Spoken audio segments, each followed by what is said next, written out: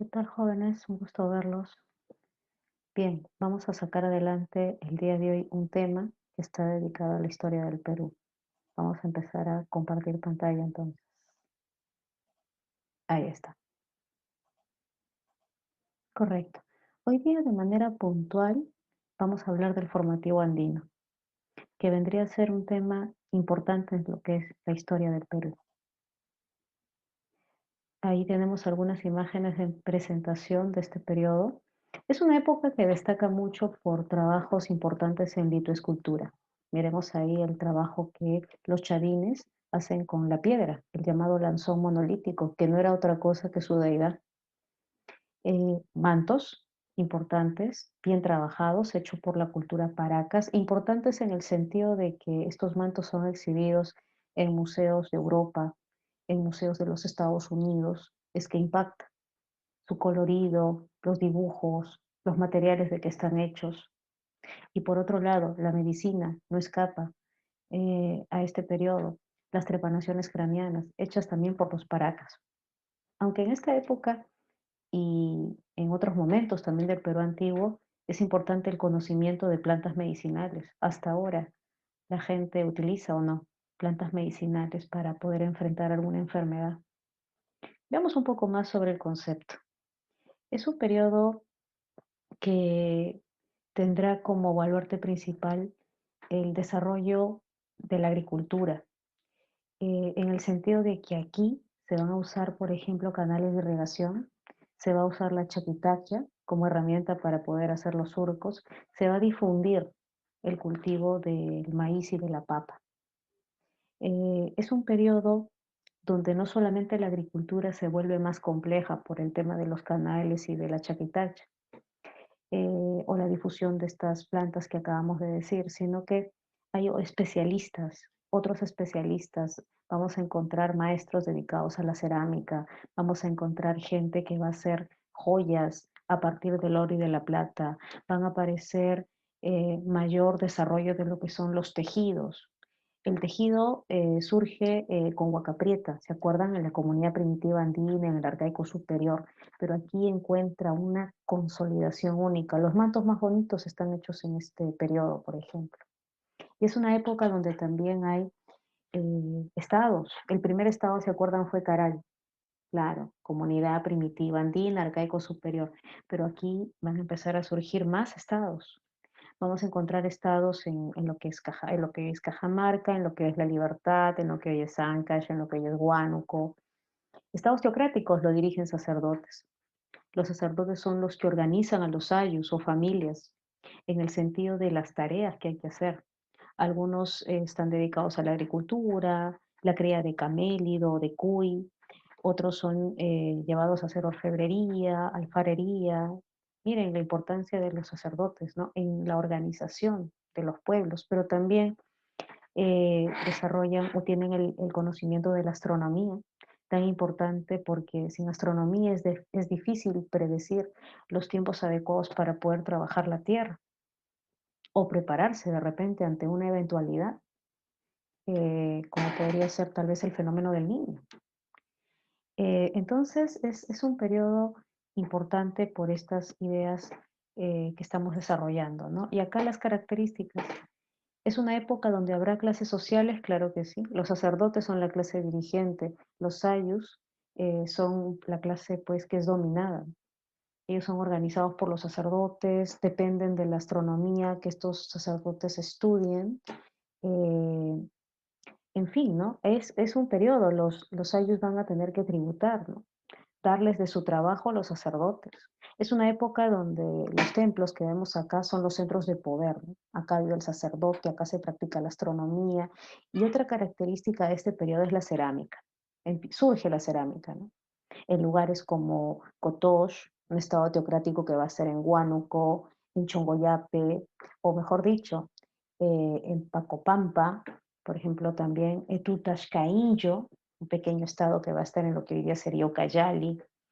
Entonces, hay varias presencia de la cerámica en distintos lugares del Perú.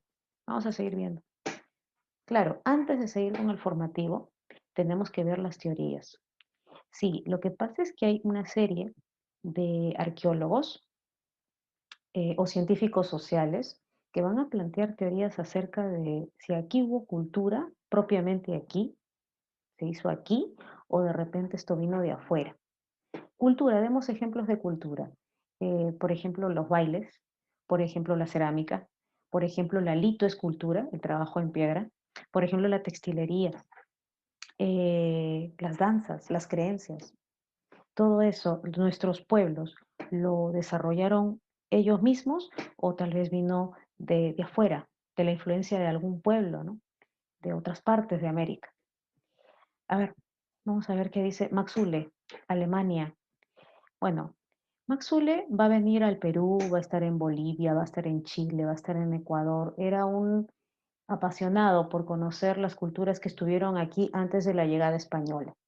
Maxule es un hombre de fines del siglo XIX. En esa época hay eh, se están dando todavía los estudios de la hominización, se está también planteando cómo es que el hombre llegó acá a América, acuérdense, las teorías sobre el poblamiento americano, Harley, Carrivet, Correa, pero es la época también donde hay un interés por saber qué había en estas tierras antes de la llegada de España. Y bueno, Max Zule vendría a estos lugares que he citado, Perú, Chile, Bolivia. En el caso peruano, perdón que vaya algo rápido, pero tenemos un tiempo también establecido. Al final vamos a desarrollar la práctica. Maxwell estudió, por ejemplo, la cultura Nazca y a la cultura Chimú y estudió la arquitectura que encontró ahí. En Nazca encontró Cahuachi, en Chimú encontró Chan Chan. Y estas arquitecturas para él eran muy semejantes o eran prácticamente parecidas a las que los mayas habían edificado allá en la Mesoamérica, ¿no? Eh, También Maxule se dejó llevar por algunos mitos que escuchó acá, ¿no? ¿Se acuerdan de Tacainamo, de Nailán? Estos mitos que hacían referencia a que pues Chimú habría surgido de navegantes que llegaron de la parte norte. Entonces Maxule fue viendo, ¿no? Mira, la arquitectura es muy parecida a la maya, estos mitos o leyendas que ellos cuentan que procederían de pueblos del norte, ¿no? Algunas palabras que Maxwell escuchó en la costa norte que parecían palabras semejantes a las mayas. Entonces, todo eso sumó para que él dijera, acá hay una influencia externa. Su construcción, su lengua, sus creencias o mitos, esto, esto tiene una influencia maya. Entonces, por eso, ¿no? La llamada teoría inmigracionista. Ahora, es cierto, a muchos no les gustó escucharlo, ¿no? Porque esto restaba pues a los peruanos de la época su creatividad, ¿no? Eh, pero bueno, ahí estábamos viendo a Max Zule, ¿no? Cuando él utiliza la palabra proto, es para señalar que eran culturas que estaban en proceso de formación, ¿no? Y en ese proceso de formación es que van a dejarse llevar por la influencia de los mayas.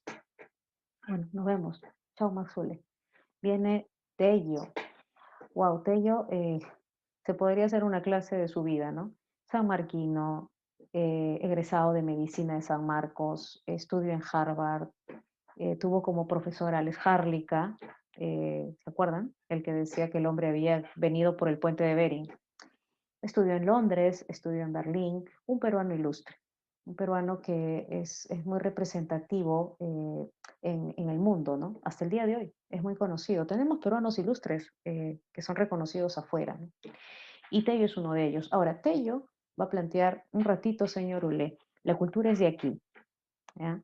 La cultura no tiene una influencia, la cultura peruana, en este caso de nuestros pueblos autóctonos, no tiene una influencia maya. Y claro, pruebas. Y bueno, él estudia Chavín, él descubre Chavín en 1919 y investigó Chavín. ¿Qué encontró? En 1919, allá en Ancash, porque Chavín está en Ancash, ¿no? En el callejón de Conchucos, entre los ríos Mosna y Guachepsa, ¿no? Bueno, em, él decía, ¿no? La arquitectura que he encontrado aquí, es más, la litoescultura que había dentro de los templos, ¿se acuerdan? El lanzón, la estela, el obelisco, y aparte encontró ahí también cultivos como el maíz, la yuca. Él decía, si influencia tiene Chavín, esa es influencia del Amazonas. Esa es influencia específicamente de una tribu que Tello había estudiado, la tribu Arawaks, que estaba en la parte de la Amazonía. Entonces él decía, para mí, Chavín, si tiene alguna, por lo que he encontrado aquí en la arquitectura, en la litoescultura, se ve mucho, por ejemplo, imágenes del jaguar, de la anaconda, del caimán, la yuca o mandioca, la granadilla, que él había encontrado, decía, esto es netamente de selva, ¿no? Chavín puede estar asentado en Ancash, dice Tello, pero es producto de migrantes, de gente que vino de selva y se estableció aquí y ya se establecieron acá y empezaron a desarrollar más cosas, ¿no? Fueron haciendo más compleja la actividad agrícola, en fin. Entonces, para Tello, las culturas, la cultura peruana no tendría una influencia externa, sino que sería propiamente de aquí, ¿no? Y para ello planteó el tema de Chavín, ¿no? Que lo llamó en su tiempo la cultura matriz. Y ahí vemos algunas imágenes de animales que son parte de la iconografía de Chavín y animales propiamente de selva. La teoría del octonista, Kaufman Doyle va a plantear algo muy sencillo, ¿no? Él había estudiado la cultura valdivia, que hoy día estaría en territorio ecuatoriano. Ahí va a encontrar aspectos culturales como la cerámica. Y en conclusión, él dirá lo siguiente, ¿no? Para mí, en el Perú, los pueblos, ¿no? del Perú antes de la llegada española, claro, seguramente tuvieron un desarrollo cultural interno, pero más determinante es la influencia externa, ¿no? Por ejemplo, la cerámica del Perú tiene una influencia netamente de Valdivia, ¿no? que está en Ecuador. La cerámica más antigua estaría ahí en Valdivia, ¿no? y de ahí radia para otras partes de América, incluido nuestro territorio. Entonces, conclusión, la cultura viene de afuera, viene de Valdivia, y esto también generó pues mucha polémica en la gente, ¿no? Pero ahí lo dejamos a Cao Mandoy, vamos a dejarlo ahí. Gran estudioso también de la cultura chachapoyas, lo van a seguir viendo, lo van a seguir estudiando, pero esa es un poco la idea que él va a tener, ¿no? Valdivia, el foco cultural de donde irradia a otras partes, aportes, ¿no? Como la cerámica, entre otras cosas. Vamos a dejarlo a Cao Mandoy, Chiclayano, San Marquino también, sí. Lumbreras, Ayacuchano, sí, sí, sí, de San Marcos. Luis Guillermo Lumbreras tiene también una teoría sobre el tema de la cultura. Él decía, conclusión, la cultura se hace aquí, pero no podemos negar la influencia externa. Es decir, acá se establecieron finalmente bandas de sapiens, se adaptaron a las condiciones geográficas, producto de la necesidad fueron creando cosas, edificando seguramente templos, desarrollando herramientas para trabajar la tierra, creencias a dioses, pero hay influencias externas que no podemos negar desde Lumbreras. El maíz, por ejemplo, vendría de Mesoamérica, la cerámica provendría de Valdivia, pero no se niega también una cultura hecha aquí, ¿no? Entonces, digamos que para él las dos influencias son importantes, la interna y la externa. Y ahí vemos a Lumbreras. Ahora, de las cuatro teorías, ¿con cuál nos tenemos que quedar? ¿Cuál es la que tiene vigencia en la actualidad? Esta, la de Luis Guillermo Lumbreras. Y felizmente todavía el Lumbreras nos acompaña, ¿no? Él suele hacer conferencias virtuales, así que hay que estar atentos. Y bueno, este es un mapa que alude a distintas expresiones culturales halladas en, bueno, distintas regiones del Perú. La cerámica, por ejemplo, la más antigua se dice que estaría en la parte de Huánuco. También se ha encontrado evidencias de cerámica en lo que es Tutascaín, Yucayali. Eh, la arquitectura, ya podemos ver inicios de esto, por ejemplo, en Caral, en Bandurria, en Áspero, en lo que es la comunidad primitiva andina en su etapa final. Esto se va a hacer mejor en el formativo andino.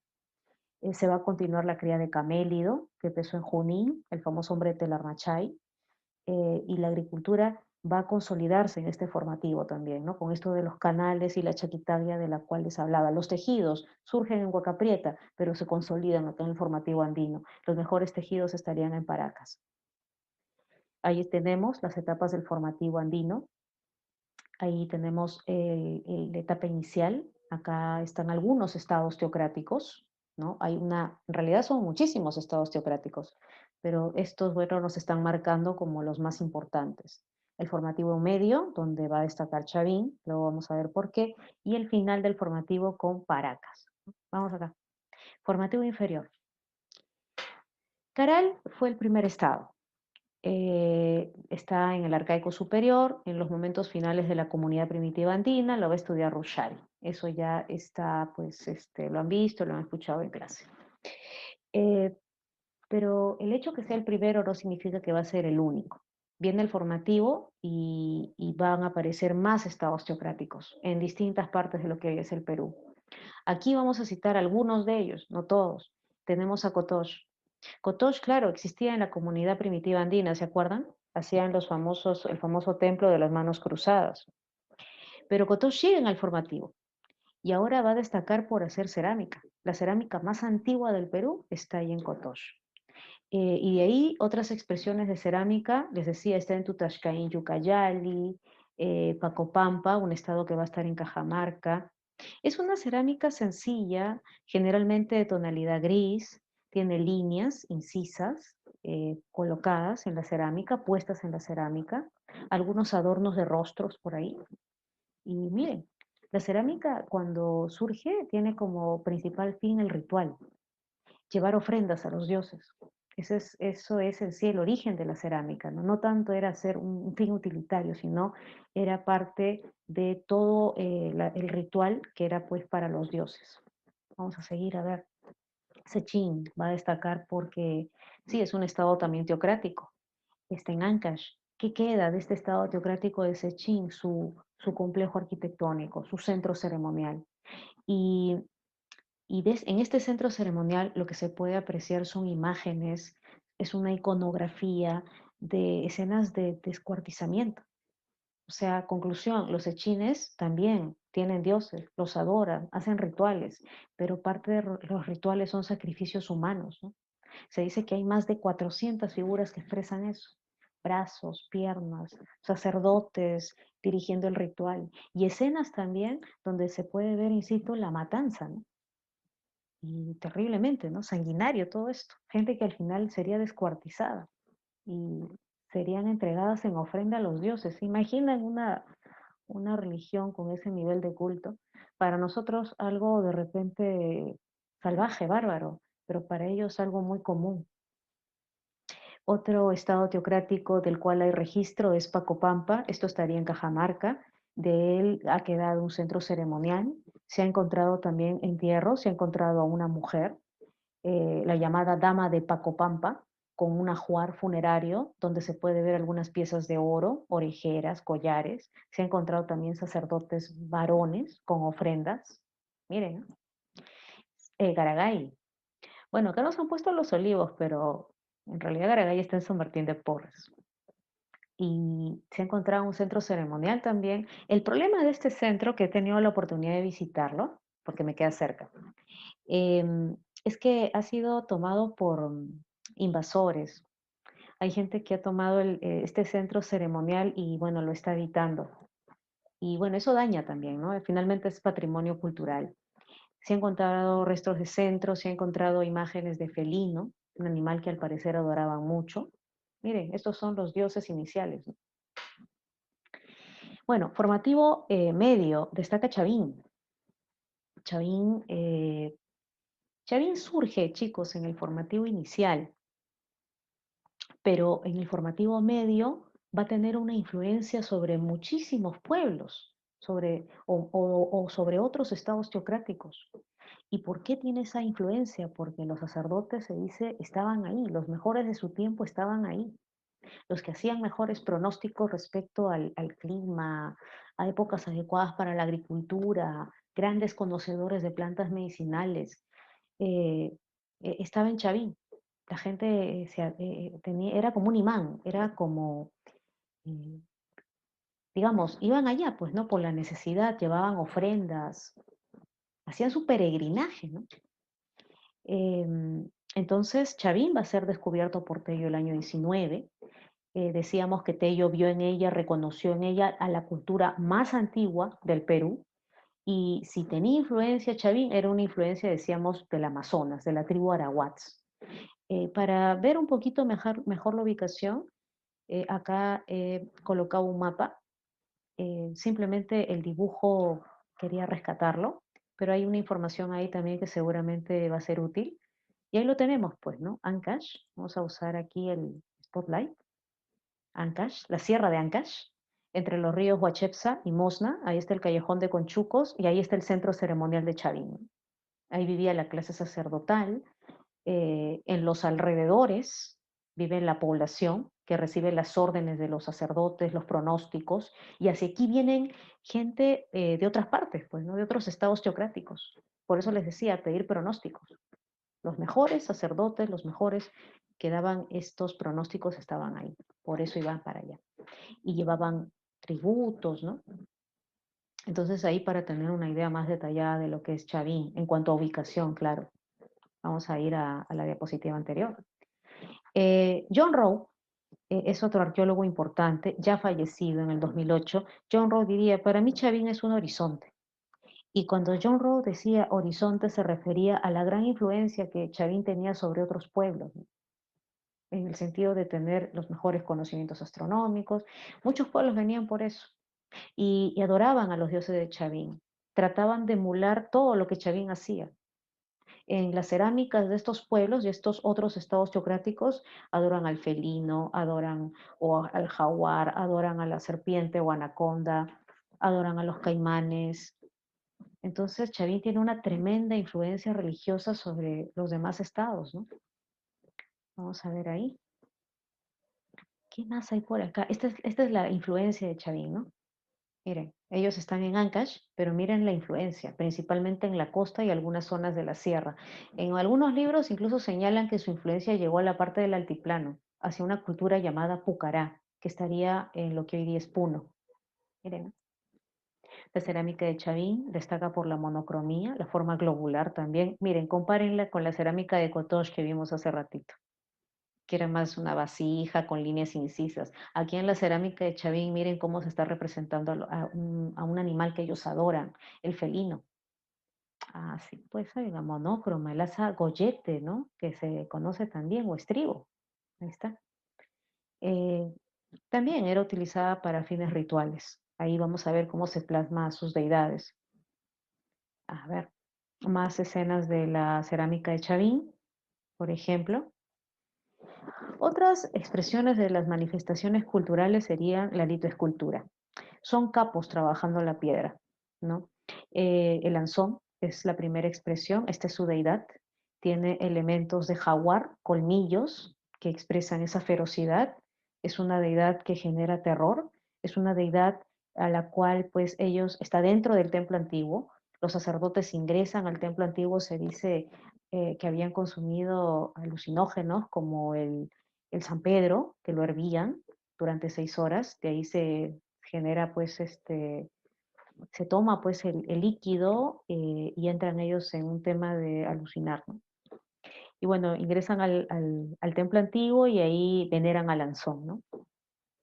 Otra expresión importante de litoescultura es el obelisco de Tello, ahí lo tenemos. El obelisco de Tello expresa a dos caimanes, uno hembra y uno macho, y según lo que se ha interpretado, sería un poco la explicación de la creación del mundo. Estos caimanes están acompañados de plantas, de peces, de espóndilus. Entonces se dice, ¿no?, que este obelisco representaría la creación del mundo, la fusión del caimán macho con el caimán hembra. En la estela de Raimondi, uy, se ve una deidad antiquísima, que hasta los incas también van a venerar, ¿se acuerdan? Huiracocha. Viracocha lo recordamos mucho en los incas, pero es una deidad muy antigua y sus expresiones más antiguas estarían aquí, en la estela de Chavín. Ha sido venerado por Tiahuanaco, ha sido venerado por Huari, hasta los incas decíamos, ¿no? Entonces su representación más antigua estaría en la estela de Raimond. Para los chavines representaría el culto al agua, el culto a la fertilidad, el famoso dios de los bastones. Hay expresiones de jaguar, serpientes también, que serían estos cabellos que lo vemos ahí encrespado. Miren ahí. Las cabezas clavas, las guardianas, ¿se acuerdan del templo? Habían más de 200 cabecitas, dicen que rodeaban a todo el templo. Y alrededor de los ojos se les ponía anillos de oro. En la noche, la idea es de que gracias a las estrellas y sobre todo a la luz de la luna, estos anillos de oro que estaban circundando los ojitos de las cabezas brillen y de esa manera la gente tenga miedo de entrar al templo. Los sacerdotes son generalmente los únicos que están dentro del templo y los que pueden venerar a los que ellos dicen dioses. A la población no se le deja entrar. Y bueno, las cabecitas cumplían esa función, ¿no? De generar eso, miedo. Imagínense que la población hubiera entrado al templo y ellos tenían una idea de cómo eran estos dioses. De repente vivos, poderosos, y de repente entraban y se encontraban pues con simplemente una piedra esculpida o tallada y se perdía la magia, ¿no? Y los sacerdotes basaban su poder en decir eso, ¿no? Los dioses están con nosotros no conectamos con los dioses. Había ceremonias, habían rituales, danzas dirigidos por los sacerdotes. Es una religión también de carácter, se dice, terrorífico. Y vamos al formativo superior. Y este formativo destaca porque ya es una época en donde Chavín empieza a perder influencia. Es, eh, Se habla de desastres naturales que van a asolar la zona de Chavín y la gente al final no le va a quedar otra cosa que salir de ahí. Y los demás estados van a decir, pero no que eran buenos haciendo sus pronósticos y no pudieron detectar este desastre que se les venía. Entonces, como que ya para ellos Chavín ya pasa a un segundo plano y ya no va a ser tan atractivo. Ya no, la gente no va a ir, pues no, si el lugar había quedado casi, casi destruido. Y hay muchas culturas que empiezan a dejar a un lado a Chavín, Vicus, Salinar, Gallinazo, acá está Paracas. Y Paracas, ¿se acuerdan? Hay un Paracas Cavernas y un Paracas Necrópolis. El Paracas Cavernas es el que tiene influencia todavía de Chavín y el Necrópolis es el que ya no. Eh, Descubridor Tello, esto es Tenica, en la Paracas Cavernas, cuando tenían influencia de Chavín, destacan mucho estas tumbas en forma de copa invertida.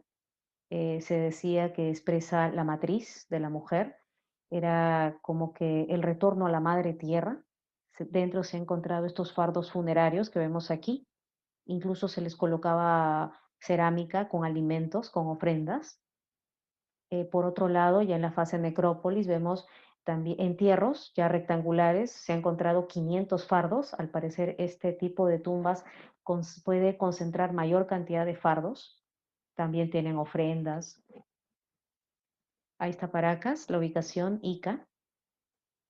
Los tejidos. Si algo hace de Paracas una cultura importante son los mantos. Los mejores mantos están en Paracas, ¿no? Se usa el algodón, se usa la lana de camélido, se usa cabello humano. Generalmente ellos son de plasmar ahí a su entidad. Ahí vemos al famoso dios Con, el famoso dios Mar, que ellos veneran y que se va a seguir siendo adorado por los nazcas. Ahí también vemos unas figuras.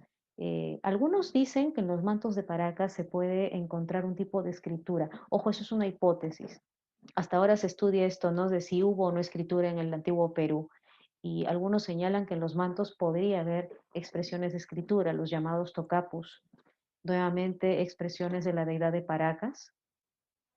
Sobre todo esto llama la atención a Maxule, a Harlika y a muchos otros investigadores les llamaba mucho la atención, ¿no? Ahora, ¿cómo es que los mantos, las cerámicas, fueron a parar a museos de Europa o a museos de Estados Unidos? Bueno, como sabemos, no tenemos un gobierno que se caracterice por defender el patrimonio, ¿no?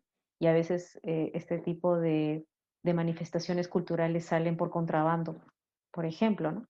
Inclusive en la guerra con Chile se dice de que muchas familias ricas que tenían este tipo de tesoros los sacaron del país, ¿no? Para evitar que el país del sur se lo llevara.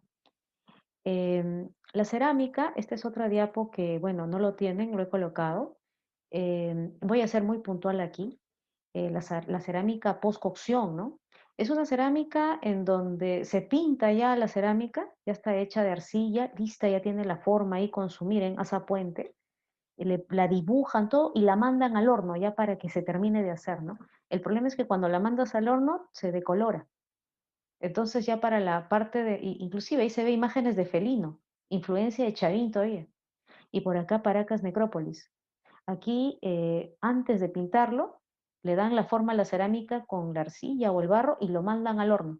Y ya cuando sale del horno, ahí recién la pintan. Por eso acá se ven los dibujos mucho más nítidos. Y van a buscar colocar iconos de su entorno, ¿no? Más de su entorno geográfico. Y un poco dejan de lado el tema de seguir las imágenes de Chavín. Y una característica importante por la cual Paracas es conocido, las deformaciones craneanas. Las deformaciones no es algo de Paracas, sabemos que ya se hacía en la Uricocha. Al parecer lo hacían los que ocupaban cargos en Paracas. Era eh, como un símbolo de dignatario. Se lo hacían generalmente los que ocuparían cargos. O también se dice que se hacía por un tema de ritual religioso. Ahora, ahí miren, una escena más visible de la deformación craneana. Y las trepanaciones. Esto es más complejo. Esto es usar cuchillos de obsidiana o de bronce. Y esto implicaba raspar el cabello de la persona, empezar a obturar, ¿no? Una parte del hueso del cráneo. Ahora, ¿por qué se hacía esto?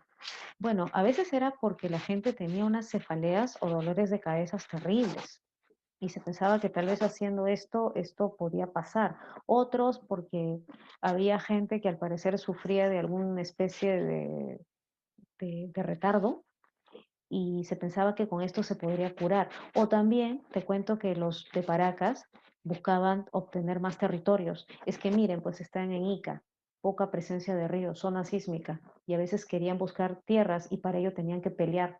Y a veces a alguno de los soldados Paracas le caía algún dardo en el cráneo y buscaban hacer esto para salvarle la vida, ¿no? Entonces, hay de alguna manera algunas explicaciones de por qué se hacían estas trepanaciones que Tello va a estudiar. Y bueno, al final lo que se hacía era colocar en eso que quedaba abierto, una planchita de oro o de plata, y ya pues eso ayudaba en el proceso de cicatrización, se dice. Bien, los dejamos entonces ahí. Vamos a resolver qué les parece nuestra práctica. A ver, ahí está la práctica. Vamos a resolverla. A ver, pregunta número 1. Templo del formativo inicial ubicado en Cajamarca. Muchos dirían al ojo. Hemos visto varios estados representativos en el formativo inicial. Sechín, Garagay, Pacopampa, hablé de Pacopampa, les decía que ahí había un centro ceremonial, que se había encontrado una dama, al parecer una sacerdotisa, por el ajuar que se le encontró, sacerdotes también, y esto pues estaría ubicado en Cajamarca, la clave, la A, la uno, la A, ahí está. Y hay otros ejemplos también de algunas culturas que hemos visto, ¿no? La número 2, la presencia de Huiracocha en la litoescultura Chavín. Hablamos de eso también. Eso estaría en la famosa estela de Raimondi. Entonces la uno la ve. Una deidad muy importante en nuestra historia, ¿no? Que va a mantenerse vigente hasta la época inca. En Tiahuanaco, ¿se acuerdan? Está en la portada del sol. La 2 la ve. La 3, la característica política más importante del formativo andino.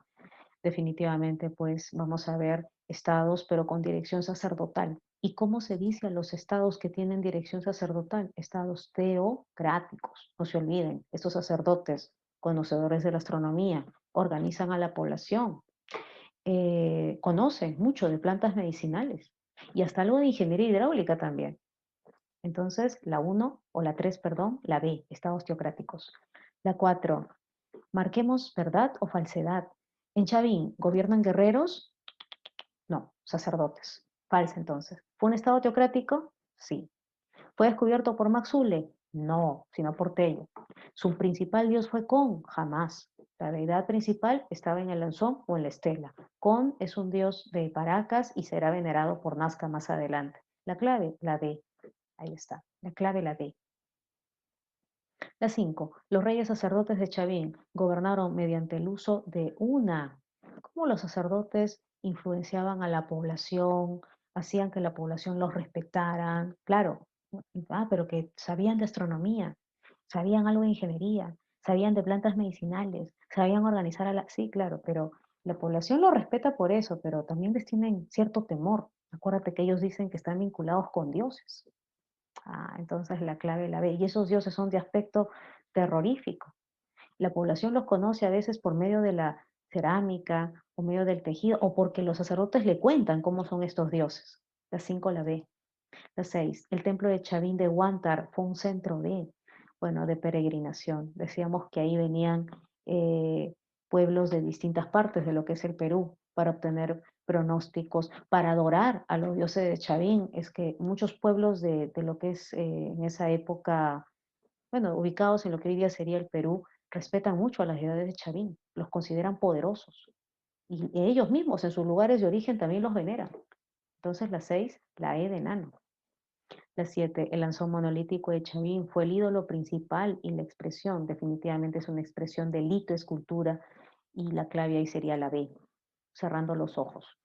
Si en algo destacaron los chavines a nivel cultural fue en el trabajo que se va a hacer en piedra. Grandes maestros para hacer estos trabajos y detallar ahí sus dioses, como que querían que sus dioses, al quedar impresos en piedra, como que quedaran para la eternidad, ¿no? La 7 la B.